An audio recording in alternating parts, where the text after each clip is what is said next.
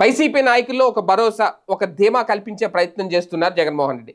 ప్రస్తుతం నడుస్తున్న వ్యవహారాలు చూస్తూ ఉంటే భవిష్యత్తులో మళ్ళీ ఈసారి ప్రజలు జగన్కే అవకాశం ఇస్తారు, మళ్ళీ జగనే సీఎం అవుతాడు అనే పరిస్థితులు చాలా స్పష్టంగా కనిపిస్తున్నాయనంటూ శ్రేణులకు అర్థమయ్యే పరిస్థితుల్లో చెప్తున్నారు. అంతేకాదు ప్రస్తుతం తెలుగుదేశం పార్టీ నిర్ణయాలు చూసుకుంటే ఈ 5 ఏళ్ళు అయితే ఖచ్చితంగా అధికారంలో ఉంటుంది కూటమి ప్రభుత్వం.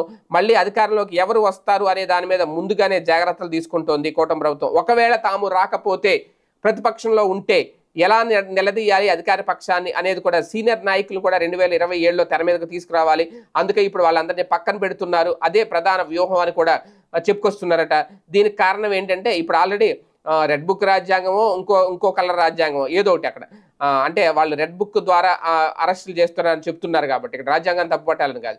కాకపోతే అక్కడ ఏంటి అంటే అందులో ఉన్న వాళ్ళందరినీ కూడా అరెస్టులు చేస్తున్నారు, ముందే ఒక ప్రిపేర్ చేసి పెట్టుకున్నారు లిస్టు. ఇవన్నీ భవిష్యత్తులో సింపతి వచ్చే అవకాశం ఉంటుంది.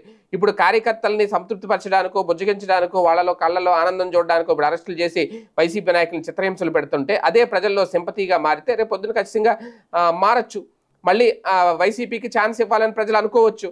అలా అనుకుంటే గనక ఖచ్చితంగా కూటమి ప్రభుత్వానికి అతిపెద్ద షాక్ అవుతుంది. ఇప్పుడు జగన్మోహన్ రెడ్డి అదే చెప్తున్నారు తాజాగా, మళ్ళీ వైసీపీకి అవకాశం వస్తుంది, మళ్ళీ జగనే సీఎం అవుతారు అనేది ఆ పార్టీ గట్టిగా ప్రచారం అయితే మొదలుపెట్టింది.